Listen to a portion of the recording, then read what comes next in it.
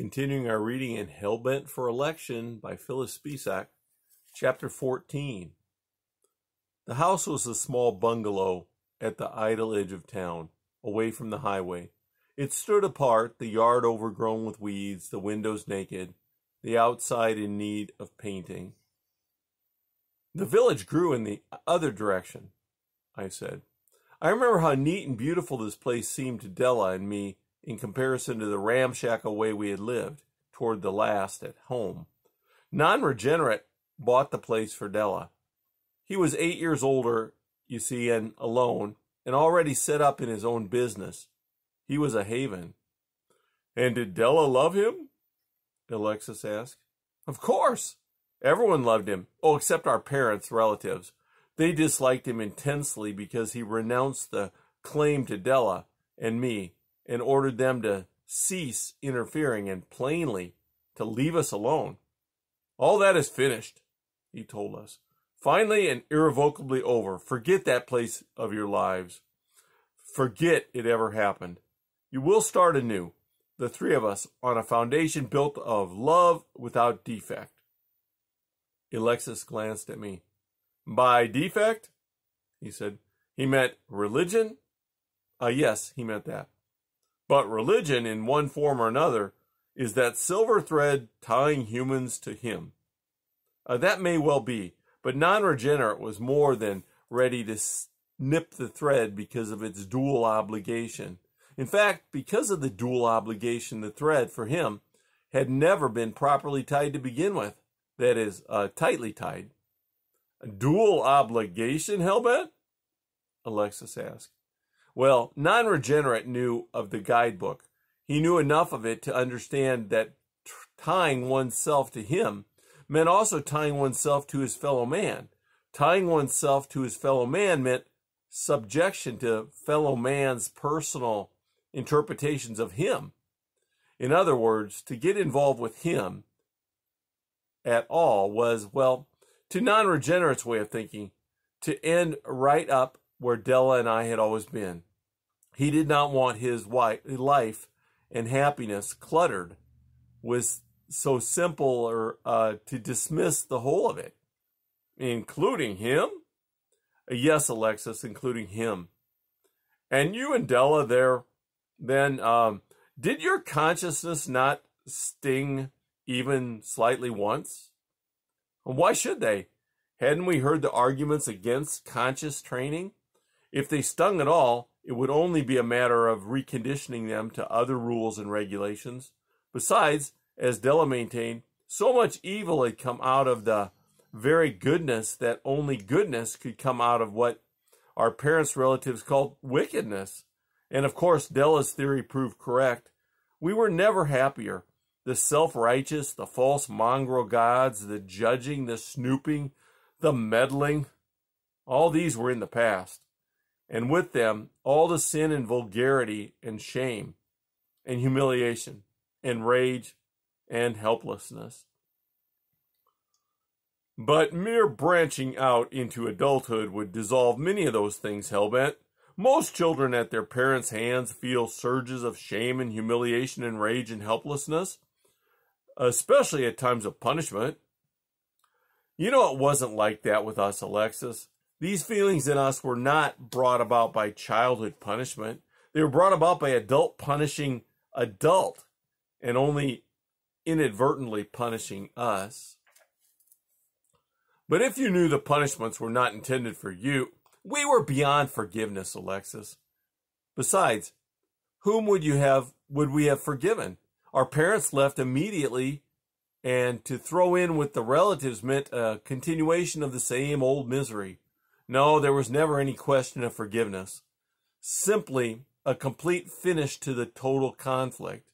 Non-regenerate was the key to the whole new concept of living. You see, as far as we could make out, our parents and their relatives had already divorced him from what they called religious life. So he was, in effect, already out of the picture. All that remained was to remove the bitter pretense of living for him. It was like putting an end to playing church. It was easily done. Now, I see, said Alexis. And coming here then was like coming to a new world, especially after he dispossessed all the relatives and eradicated all tentacles. Even more wonderful than coming to a new world. In coming to a new world, one must face hardships, uncertainty, fear. We faced none of those. It was like opening the doors to our hearts and minds and letting the warm, clean sunlight come into every dark, hidden corner. It was like going out on a fresh April morning and drinking in the dewy scent of lilies of the valley. Like watching a rainbow break through the clouds and split the sky open after a dismal storm.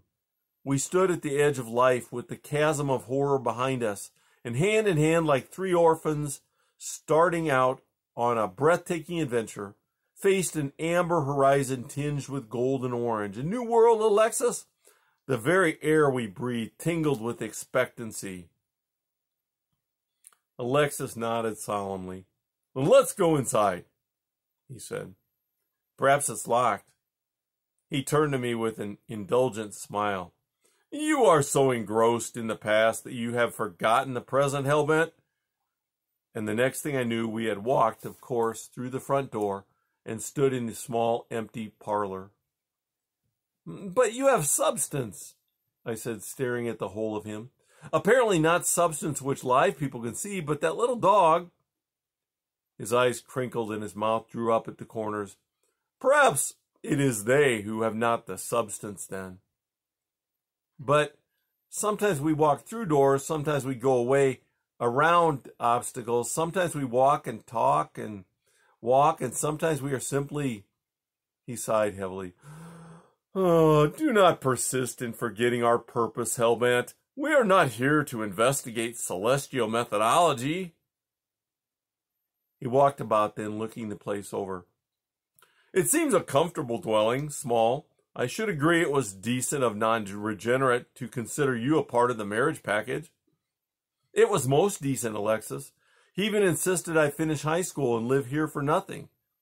What little I did earn at part-time work he wanted me to keep for pocket money. He was wonderful to Della, too. You are the family I've never fortunate enough to have," he said. "I know enough to appreciate you. He brought us little gifts. He planned outings and surprises. He was interested in everything we thought or said. In fact, he lived closer to reality, the kind of life I would have thought he wanted us to live, rather than any believer I ever knew." "I can see," said Alexis, "where this would be misleading, for reality to be a mere pretense and for pretense to seem like reality." "But there was no pretense in non-regenerate. He was open and honest and direct. He was completely straightforward and above board." Alexis shook his head slowly. "There is deception in all human beings, Hellbent, and especially in those who are aware of the guidebook and shy away from it. You mentioned the moral law yourself. You maintain that it was instilled in each person by him. As surely as any of your parents' relatives broke this law, so did non-regenerate, in a more gross way, rejecting him as the greatest sin of all, according to the guidebook." Sadness came upon me, and I turned away. "I know," I said slowly. "I know, Alexis. And it grieves you to think that he might not live above?" I shot him a quick look. "It grieves me that I might not live below. He was the best friend I ever had. I even used to wish that Della..." He stopped short. "That Della what?" "Well, you already know anyway, so I might as well put it into words. I used to wish that Della would bear him a child." "She refused?" "Not exactly. She would have tried if he had insisted, but it was not in him to insist on anything which brought unhappiness to others." "The thought of motherhood made her unhappy?" "Very. She could not forget our childhood. She tortured herself with thoughts like, 'What if I'm only dreaming? What if I bear a child and I woke up to find I had a hateful husband and a miserable marriage?' Or, 'What if this is real, but something happened to make it go bad, and the child were to suffer? Better not to be born at all.'" "But surely she was not sorry she had been born. Because the first 17 years were unhappy did not mean that all life was bad, especially now that she had gained such freedom. I know Alexis, but she was still a child in many ways. She still had nightmares. She still awoke trembling and weeping. He could not bear for her to suffer. Forget about children, he said. We are fine just as we are. Never think about it again. She relaxed then. She became completely happy. She sounds to me more like a child looking for a proper father than a wife who loved her husband. I glanced at him. I have heard that in other countries, young girls are espoused to older men at an extremely early age. They are taken into the man's house to live. They grow to young womanhood there. By the time they are ready to assume their complete responsibilities as wives, they have completely adjusted to the man and to their role in his life. I have heard these make the happiest wives. Perhaps in a way Della was like that. Before she could love as a wife, she had to love as a child. It's getting late, Alexis. Shall we prowl all night, or shall we stay here? We shall stay here, he said. We have come far enough today. Good night, Hellbent. And with that, he settled himself in a corner, and I, diagonally across the room from him, watched him glow in the dark. That's the end of chapter 14.